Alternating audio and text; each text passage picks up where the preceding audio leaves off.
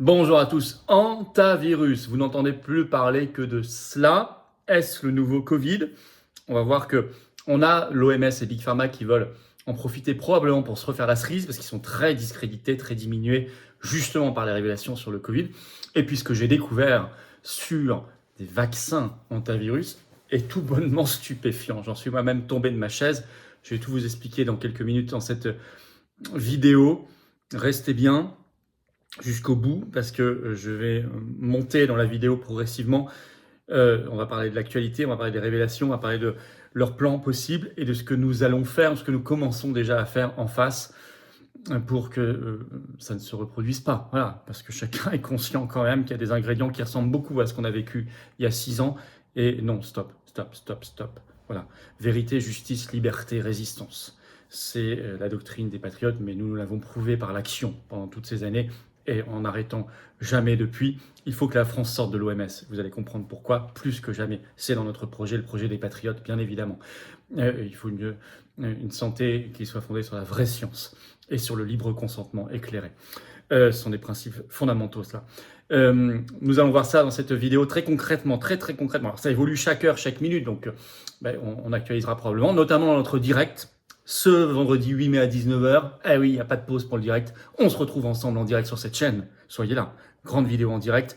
Je répondrai en direct à vos questions que je découvrirai elle aussi en direct, sans tabou. Et puis on regardera l'actualité ensemble, française, mondiale, la présidentielle, quelques révélations, quelques surprises. On va voir tout ça. Soyez là, ça va être passionnant dans notre direct ce vendredi 8 mai à 19h. Et puis, vous le savez, ce samedi 9 mai, c'est la grande journée nationale du Frexit. Rendez-vous Paris, 15h, place des Pyramides. Il y aura des interventions de Maître Carlo Brouza, de Jacques Cheminat, de Pierre-Yves Géron, de Philippe Devilliers, de Paysans en lutte, de Nicolas Stoker, de défenseurs de la France libre. Le jour de leur fête de l'Union européenne, nous, on sera là pour le Frexit, donc il faut qu'on soit bien plus nombreux qu'eux. On renverse tout, c'est extraordinaire. Ils sont en rage d'ailleurs. Venez tous, très nombreux, faites venir, ce sera parfaitement sécurisé, c'est ouvert à tous. Drapeau français, si vous le pouvez, très nombreux. On sera sous la statue de Jeanne d'Arc, ça va être extraordinaire. Ce samedi 9 mai, 15h Paris, place des Pyramides. Et puis, le mercredi 27 mai au soir, je suis en réunion publique à Millau. Je suis ravi de venir vous voir. 19h, entrée gratuite, ouvert à tous, adhérents ou pas. Il faut juste vous inscrire par le lien qui est sous la vidéo là maintenant en description. Merci de partager cette vidéo partout. Un petit clic gratuit sur le bouton s'abonner. C'est très efficace si vous voulez vous aider. Hop, un clic gratuit, c'est fait. Plus vous êtes abonné à la chaîne, plus on découvre de nouvelles personnes grâce à l'algorithme de YouTube qui nous recommande mieux. C'est très efficace, c'est merveilleusement efficace. Si vous voulez vraiment pas vous abonner à la chaîne, je respecte, pas de problème. Merci déjà d'être là. Mais ce petit coup de pouce, sachez-le, est très efficace. Je vous attends, patriotes. C'est le moment de se battre. On ne va pas les laisser réimposer un narratif de l'enfer, liberticide. Non, liberté, Frexit, dans le plus grand mouvement souverainiste et de résistance de France, les patriotes qui se battent sur le terrain, dans le rassemblement, qui donnent la parole à tout le monde, qui est dans l'action concrète. Mais il faut venir. On est indépendant, on n'a pas un centime d'être public, rendez-vous compte. Mais ça fait notre force aussi. Venez maintenant, vous rencontrerez des gens formidables en devenant adhérents ou réadhérents. Comment on fait pour adhérer ou réadhérer dès maintenant aux Patriotes? C'est le premier lien sous la vidéo, en description. Nous aider à faire nos actions par un don au mouvement, oui, il faut le faire car nous n'avons pas de financement public. C'est le deuxième lien sous la vidéo en description. Les liens sont également sur le site les-patriotes.fr et toute adhésion, réadhésion ou don aux Patriotes, c'est par ailleurs pour vous une baisse d'impôt car il y a pour vous 2/3 de défiscalisation. Sur chaque adhésion ou don patriote, profitez-en. Bravo aux donateurs et aux réadhérents, bienvenue. Aux nouveaux adhérents patriotes, on y va. Nouveau virus, l'hantavirus. Est-ce le nouveau Covid? Quel est le rôle des laboratoires? Vous allez voir, on retrouve des noms. Quel est le narratif du vaccin? Ça, c'est extraordinaire ce que je vais vous révéler. Quel rôle de l'OMS? Qu'est-ce qu'on fait? Que se passe-t-il? On parle d'abord à nouveau d'un bateau de croisière. Décidément, ça manque d'imagination. Hein. Le MV Ondius, alors c'est une croisière de luxe. Hein. Attention, il y avait 149 personnes à bord, passagers plus personnel, ce qui n'est pas énorme pour un bateau de croisière. Il est néerlandais, il était bloqué au Cap-Vert. Et en fait, alors ce sont à l'intérieur des... C'est un public riche, hein, il faut payer, je crois, c'était à peu près 20 000 $, c'était pour une croisière dans l'Antarctique. Alors, il y avait 5 Français à bord. Alors, je dis, il y a encore, parce que beaucoup de monde, la plupart n'ont pas débarqué pour l'instant. Alors, il y a eu 3 morts pour l'instant de cet hantavirus, selon l'OMS, dont un Britannique malade de 70 ans, il y avait son épouse, un Néerlandais et son épouse, Il y a une personne là-dedans qui n'est pas morte, pas décédée, mais qui est malade. Une Allemande également décédée. Alors, 3 morts liés, selon l'OMS, qui avait déclaré ça le 3 mai, à un présumé foyer d'infection à hantavirus, une maladie qui peut, je cite, provoquer un syndrome respiratoire aigu. Alors, ce bateau n'a pas été autorisé à accoster au port de la capitale du Cap-Vert, donc Praia, donc il mouille au large. C'est pas encore vraiment réglé, puisqu'on on va en reparler, qu'il puisse débarquer normalement le 11 mai aux Canaries, donc c'est-à-dire au territoire espagnol. Mais enfin, il y a des grèves aux Canaries, des personnels du port parce qu'ils veulent pas que les gens débarquent. Bon, alors actualisation au 6 mai selon l'OMS, il y avait 5 cas confirmés. Au 7 mai, il y en avait 8. Qu'est-ce que l'hantavirus? Alors, il y a tout un papier de CNews qui avait été fait ce 5 mai pour expliquer, je vous cite, les cas se multiplient. Alors, leur titre, c'est « Comment ce dangereux virus se répand-il » Ah oui, parce que la presse, évidemment, vous avez remarqué, on fait des tonnes. Les cas se multiplient, une transmission interhumaine est soupçonnée. L'OMS a annoncé que 2 cas d'hantavirus ont été confirmés à bord d'un navire de croisière stationné au port de Praia, capitale du Cap-Vert, alors que 5 autres passagers sont suspectés, 3 autres ont déjà perdu la vie. Relativement méconnu du grand public, l'hantavirus tient ce nom de la région de la rivière Danton, en Corée du Sud, comme ça vous le saurez, où il a été identifié pour la première fois dans les années 70. Pour rappel, il s'agit d'une maladie transmise à l'homme par les rongeurs, donc le rongeur a remplacé le pangolin dans le narratif. Celle-ci peut provoquer des syndromes respiratoires aigus, je cite toujours. Concrètement, les humains peuvent contracter une infection à hantavirus en inhalant des gouttelettes de salive ou d'urine en suspension dans l'air ou des poussières d'excréments provenant de rongeurs sauvages infectés. Selon le ministère de la Santé, la transmission peut également, mais beaucoup plus rarement, survenir lors d'un contact direct entre une matière contaminée et la peau non intacte, ou encore par ingestion d'aliments ou d'eau contaminée. En revanche, la transmission interhumaine est rare. Quels sont les symptômes? Ce virus touche principalement les poumons et les reins. Une personne atteinte d'hantavirus peut être affectée par une importante fièvre et par de la fatigue. Une toux, un essoufflement, un épanchement pulmonaire peuvent également apparaître. Ces symptômes peuvent facilement être confondus avec ceux de la grippe. Ça nous rappelle aussi le Covid. Pour l'heure, il n'existe pas de traitement spécifique, comme le Covid. C'est ce qu'on nous avait dit. Contre ce type d'infection, la médecine se concentre ainsi sur le traitement des symptômes, préconisant du repos, une importante hydratation. Les personnes infectées peuvent également être placées sous assistance respiratoire. Ça, vous avez à peu près tout le tableau. Alors, vous allez voir, pas de traitement, par contre, vaccin et ARN messager. Et vous allez voir, en fait, il a été développé depuis. Ça, c'est la surprise du chef. Ça fait quelques mois qu'ils sont dessus. Alors, l'OMS crée... Mais on va y revenir. L'OMS crée la panique. En même temps, ce 7 mai, Ghebreyesus, donc le numéro 1, le patron de l'OMS, dit « Il n'y a pas de pandémie pour le moment. Je ne pense pas, dit-il, que ce sera comme le Covid. » Mais en même temps, le 5 mai, l'OMS, je cite, dans un communiqué, soupçonne une transmission interhumaine. Et son numéro 1, le 7 mai, donc Tedros Ghebreyesus, déclare « L'épidémie sera limitée si les mesures de santé publique sont appliquées. » Mais c'est quoi leurs mesures? Confinement, passe, masque 24 heures sur 24 partout? Stop. Alors, je cite quand même un petit extrait. L'OMS soupçonne une transmission interhumaine. L'Organisation mondiale de la santé a indiqué soupçonner qu'il y ait une transmission interhumaine entre des personnes contaminées à l'hantavirus, qui normalement est très très rare. Compte tenu de la durée de la période d'incubation d'hantavirus, qui peut varier entre 1 et 6 semaines, nous supposons qu'ils ont été infectés en dehors du navire. Alors, ce serait dans ce cas-là, ça pourrait être le virus Andes, ANDES, qui est le seul hantavirus avec des transmissions entre humains documentées, qui est peu contagieux mais à grande létalité, selon Antoine Flao, donc professeur à l'Université Paris-Cité, qui déclare dans la presse que pour les personnes infectées, il y aurait entre 30 et 40% de létalité. Bon. Alors, l'Union européenne, elle, est assez dans un discours d'angoisse. Alors, c'est repris par Le Monde ce 6 mai. Je vais vous citer un petit extrait de ce que dit l'Union européenne. De nombreuses incertitudes subsistent sur l'épidémie, selon une agence sanitaire de l'UE.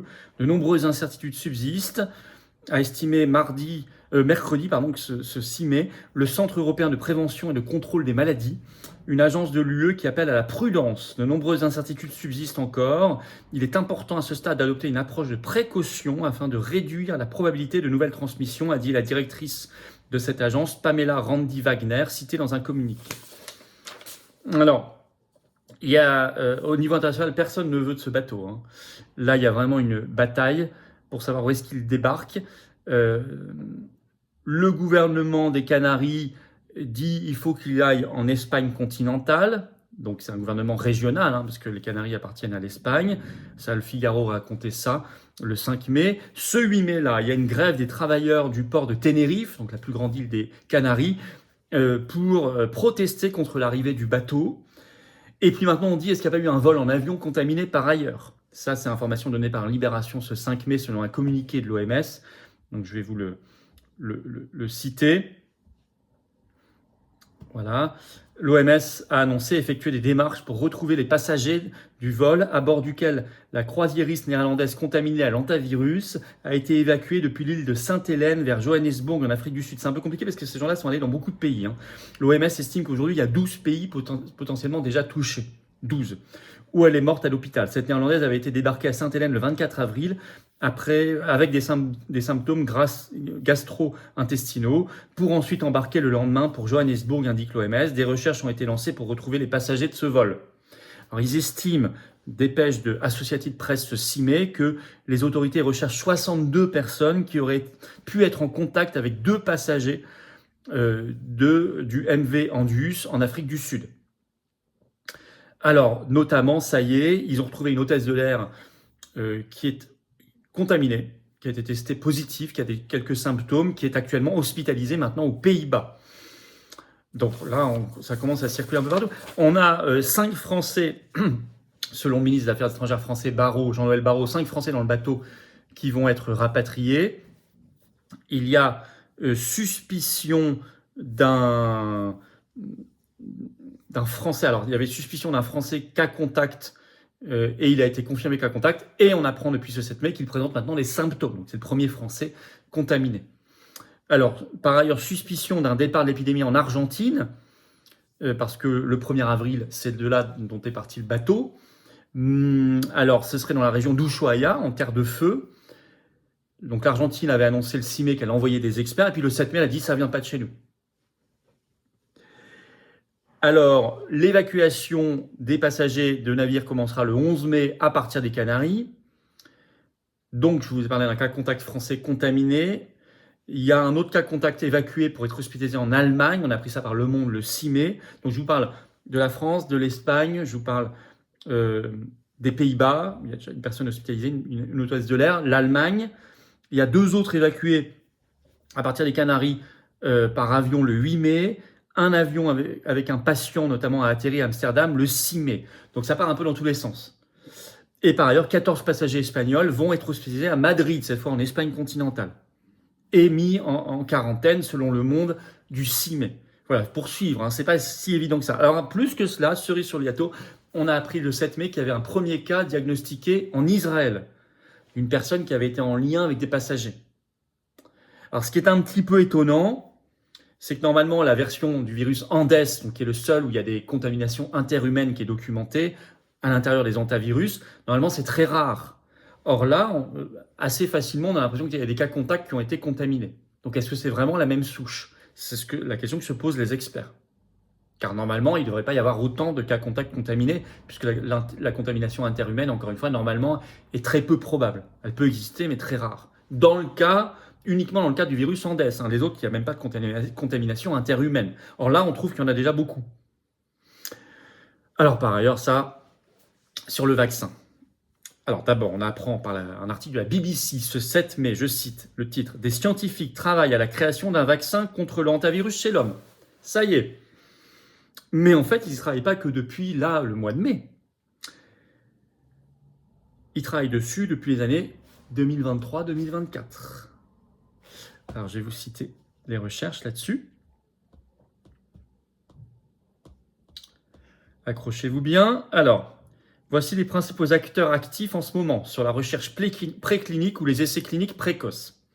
Il y a d'abord le VIDO, qui est l'organisation sur le vaccin et les maladies infectieuses, avec l'université de Saskatchewan au Canada, qui développe activement 3 approches de vaccins contre les hantavirus dont un vaccin ARN messager, avec test en cours sur le modèle hamster syrien. Là, on est au niveau préclinique. Deuxième acteur qui recherche actuellement, c'est Moderna. On retrouve Moderna en partenariat avec le Centre d'innovation vaccinale de l'Université de Corée.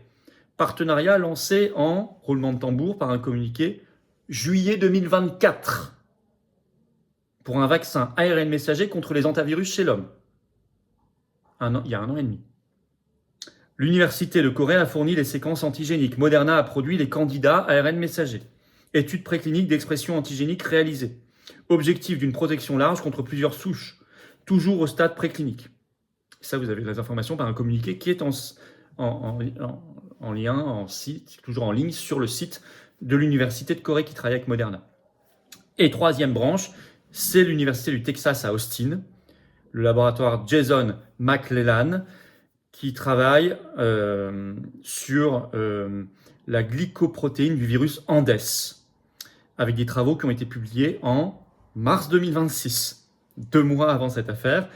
Ils ont déjà conçu un candidat vaccin qui induit des anticorps neutralisants chez la souris. Cela ouvre la voie de futurs vaccins, y compris potentiellement ARN messager. Et alors, c'est pas fini. Il y a également en phase préclinique toujours le Vido et le partenariat Moderna Université de Corée qui sont vraiment les plus avancés sur l'injection ARN messager contre les hantavirus, mais également CureVac qui détient un brevet de 2023 sur des vaccins ARN messagers contre les hantavirus, entreprise qui est en cours d'acquisition par, roulement de tambour, BioNTech, qui ne travaille pas que sur ça, mais qui est en cours notamment sur ça. BioNTech, vous vous souvenez que Pfizer était en lien avec BioNTech. Donc on retrouve Moderna et BioNTech, et quelques autres. Et tout ça, on a des brevets de 2023, des travaux depuis 2024, des publications en mars 2026. Tout va bien. Voilà. Bah écoutez, on verra bien. Écoutez, en tous les cas, ça n'est plus un coup d'essai. Voilà. Maintenant, on sait comment ils peuvent potentiellement faire, on sait ce qu'il faut faire, on est préparé, on est informé, on est mobilisé tous dans nos esprits, dans nos consciences, dans nos cerveaux. On travaille, il faut que la vraie science prévale. S'il y a des traitements, il faut qu'ils prévalent. Il faut arrêter la pseudo-science, la fausse science, la science corrompue par Big Pharma. On sait, on n'est pas dupe que l'OMS et Big Pharma doivent se refaire la cerise parce qu'ils sont très discrédités. Il y a beaucoup de choses qui sont sorties récemment, allez voir mes vidéos, avec des mises en cause, notamment l'inculpation du numéro 2 de Fauci aux États-Unis, les contrats UE-Pfizer qui viennent d'être publiés, toutes les interrogations sur le rôle de Bill Gates, qui est entendu au Congrès le 10 juin, convoqué. Bon, donc, voilà, on a tout ça en tête. Les patriotes seront là, ils ne laisseront tomber personne. Nous sommes pour la liberté, la vraie science. Et on va suivre ça de près. Merci déjà de partager cette vidéo d'alerte partout, elle est importante. C'est une vidéo lanceuse d'alerte. Vous pouvez la partager si vous le souhaitez partout. Si vous le souhaitez, vous pouvez aider à un meilleur partage par un petit clic sur le bouton s'abonner à la chaîne, clic gratuit en dessous, ça aidera. Je vous retrouve également en direct, on parlera de ça et du reste ce vendredi 8 mai à 19h sur cette chaîne, notre grand direct, soyez là. Ça va être un sacré direct interactif par ailleurs. Et ce samedi 9 mai, soyez là à 15h Paris, place des Pyramides, pour la grande journée nationale du Frexit, le jour de leur fête de l'Europe. Il y aura Maître Broza qui viendra prendre la parole, il y aura des interventions aussi, Pierre-Yves Rougeron, Philippe Devilliers, Nicolas Stocker, des interventions de, je l'ai dit, Rougeron, de paysans en lutte. Voilà. Soyez tous là. Et puis le mercredi 27 mai, si vous êtes du côté de Millau en Aveyron, venez à la grande réunion publique où je serai. Je vous accueille, c'est entrée gratuite, c'est ouvert à tous, 19h, mais il faut vous inscrire par le lien qui est sous la vidéo en description dès maintenant. Je vous attends aux patriotes. Si vous êtes dans la résistance face à Big Pharma, si vous voulez sortir de l'OMS, si vous voulez la liberté, la vraie science et lutter contre les conflits d'intérêts et la corruption, vous êtes à la bonne adresse. Si vous voulez le Frexit, vous êtes ici à la bonne adresse aussi. Plus grand mouvement de résistance, plus grand mouvement souverainiste de France, les patriotes. Mais il faut venir, on est indépendant, on n'a pas un centime d'aide publique. On n'a pas de milliardaires copains, on n'a pas... Ah. Venez maintenant. Et on se bat pour nous et pour nos enfants. C'est important qu'on soit déjà tous prêts ensemble, en adhérant ou en faisant un don à un mouvement qui n'a pas d'aide publique. Vous pouvez adhérer ou réadhérer aux Patriotes donc dès maintenant par le premier lien sous la vidéo en description. Ce lien est également en commentaire avec une petite fiche sur l'écran maintenant et dans quelques secondes, un lien sur l'écran, facile. Vous pouvez faire un don au mouvement, c'est le deuxième lien sous la vidéo en description. Les liens sont aussi sur le site les-patriotes.fr et je rappelle que pour vous, c'est une baisse d'impôt, car toute adhésion, réadhésion ou don aux Patriotes, c'est pour vous 2 tiers de défiscalisation. Vous mettez 150 euros, c'est 100 euros d'impôt en moins. Vous en mettez 50, c'est 33 en moins. Vous en mettez 1500, c'est 1000 en moins. Vous en mettez 30, c'est 20 en moins. Profitez-en. Bravo donateurs et adhérents, bienvenue dans la résistance, hein, aux nouveaux adhérents patriotes, et vive la France.